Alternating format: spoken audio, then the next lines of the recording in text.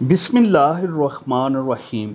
इस्लाम में ज़ना से बचने की तदाबीर। नंबर 1, तकवा। जब तक इंसान का अल्लाह ताला की ज़ात पर कामल यकीन ना हो, उसके दिल में अल्लाह ताला का डर और खौफ पैदा नहीं होता। इंसान आखिरत की जवाबदेही से बेखौफ होकर गनाह पर गनाह किए जाता है। इस पर किसी वाज़ व नसीहत का कोई असर नहीं होता।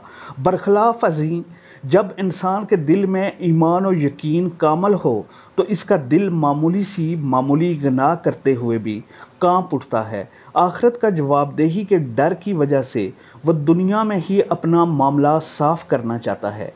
अगर इससे गनाह हो जाए तो इसका दिल बेचैन हो जाता है, गनाह से पाक और साफ़ होने के लिए बेताब हो जाता है। इसको ही तकवा कहते हैं। यही वजह थी कि सहाबाए किराम रज़ी अल्लाह ताला अन्हुम से जब कोई मामूली गनाह हो जाता तो आखिरत का जवाबदेही से इनका दिल कांप उठता और वो चाहते कि आखिरत में हमें जो सज़ा मिलनी है वो इसी दुनिया में मिल जाए, वो हमारा मामला पाक और साफ़ हो जाए।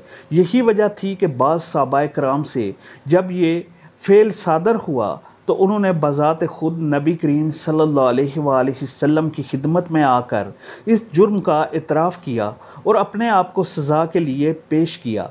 इस्लाम गुनाहों से बचने के लिए आखिरत का खौफ दिलाता है। इस्लाह नफ्स के ज़रिए इस गुनाह का तदारक करता है। फिर अल्लाह कुरान करीम में बयान करता है कि मेरे बंदों की सिफ़त है कि वो ज़ना नहीं करते, इससे इज्तनाब करते हैं। इनकी रातें अल्लाह के हुजूर बसर होती हैं, अल्लाह के खौफ से डरते हुए जहन्नम से पनाह मांगते हैं।